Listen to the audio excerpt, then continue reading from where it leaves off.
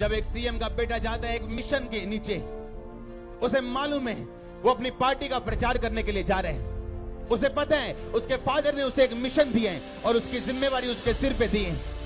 अब दुश्मन ने क्या किया? दुश्मन ने रास्ते में सुंदर सुंदर लड़कियां बिठाई हुई कि जैसे ही सीएम का बेटा आए तो ऐसा डांस करना कि वो प्रचार भूल जाए और तेरी तरफ आ जाए, और उसको फंसा के रखना 10 दिन 5 दिन, और जब डेट निकल जाएगी इलेक्शन की, वोटिंग की, तो तू उसे छोड़ देना।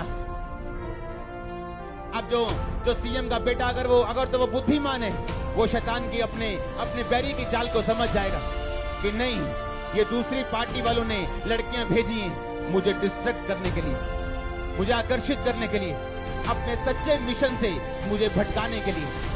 हाँ कि ना? और अगर मैं इस बात को ना समझा तो मैं मारा जाऊंगा। ऐसे ही यीशु मसीह ने आपको भेजा है अपनी जीसस पार्टी का प्रचार करने के लिए, और इसीलिए शैतान पार्टी ने सामने लड़कियां रखी, उसने डिस्ट्रैक्शन रखी आकर्षित करने के लिए, आपको सुंदरता आपके सामने खड़ी और आपको आकर्षित करने के लिए, ताकि आप अपने फादर की पार्टी का प्रचार ना करके उस लड़की के साथ चले जाएं। परमेश्वर ने कहा मैं तुझे माफ तो कर दूंगा, पर तुझे घायल होना पड़ेगा, तुझे बेइज्जत होना पड़ेगा, और तेरा कलंक कभी मिटेगा नहीं। आज लोग सुलेमान को याद करते हैं कि वो एक महान राजा, उसके अलावा दुनिया में कोई अमीर राजा नहीं था, और ना है अब तक। जितना उसके पास सोना था आज देशों के पास नहीं। एक देश ऐसा कोई नहीं जिसके पास सुलेमान के बराबर सोना। लेकिन आज लोग उसे एक ऐसे व्यक्ति के रूप में भी याद करते हैं जिसने अपनी जिंदगी के अंतिम समय में व्यभिचार किया था। दाऊद ने जब व्यभिचार किया उसे अपमानित होना पड़ा, चाहे वो परमेश्वर का सच्चा दास था, उसे लज्जित होना पड़ा, और शिमी ने आके उसे श्राप दिए। दाऊद कहता है इसको मत मारो जो मुझे श्राप दे रहा है, क्योंकि जो बेइज्जती मेरी हो रही ये यहोवा की ओर से हो रही। अब इसे मत छुओ, कर लेने जो करना है, क्योंकि मैं जानता हूं कोई मेरे खिलाफ नहीं आ सकता जब तक मैं अपने खिलाफ न चलूं। तो हालेलुया। आंखों की अभिलाषा, परमेश्वर ने कहा, मन की अभिलाषा, वचन कहते हैं उसकी सुंदरता देख के अपने मन में अभिलाषा ना कर, वो तुझे अपने कटाक्ष में फंसाने ना पाए, क्योंकि पर स्त्री गमन के कारण और वैश्या गमन के कारण मनुष्य टुकड़ों का भिखारी हो जाता है।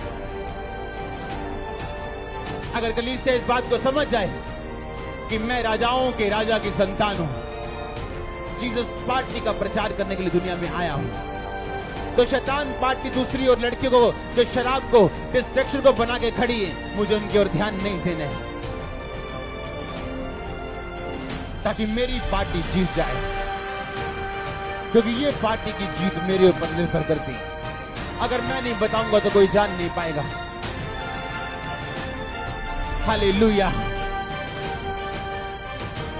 एक मां जो आज व्यभिचार में और पति के साथ कभी नहीं बनी, उसकी लड़की जब चर्च में आती, सब समझती कि ये हमारे घर में एक श्राप है कि मेरी माँ मेरे बाप के साथ कभी नहीं बनी। क्यों? क्योंकि मेरी माँ में व्यभिचार की आत्मा है। लड़की भी जानती, बाप को भी पता है, बहनों को भी पता है, भाइयों को भी पता है, और रिश्तेदारों को भी पता है। अब वो लड़की इस बात को समझे, अगर ये श्राप मैं तोड़ना चाहती हूँ तो मुझे पवित्रताई में रहना पड़ेगा। पर वो भी लड़कों के साथ सो रही और बाद में बोल रही, मेरी जिंदगी में ये प्रॉब्लम क्यों आई, ये क्यों आई, ऐसा क्यों हुआ, ऐसा क्यों हुआ। अब उसके बाप को पता चल गया कि ये लड़की भी ऐसी जैसी इसकी मां है, पर ये चर्च जाती, क्या वो बाप कभी बचेगा, कभी सेव होगा? बताओ। क्योंकि उस लड़की ने अपनी जीसस पार्टी का प्रचार नहीं किया और डिस्ट्रैक्ट हो गई। परमेश्वर ने कहा तेरी आंखें बंद हैं, तुझे दिखता नहीं। जब तुझे दिखता नहीं, जब दूत आएंगे तू देख नहीं पाएगी, जब मौका आएगा तू देख नहीं पाएगा, तो तो वेट करता रहेगा, इंतजार करता रहेगा अपनी आशीष का। पर जब आईज ओपन होंगी तो देख पाएगा कि ये वेरी की चाल है, मैंने फंसना नहीं।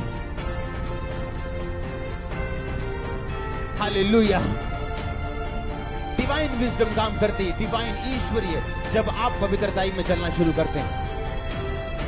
आप अलग काम करती, जो दुनिया नहीं सोच सकती आप सोचते हैं।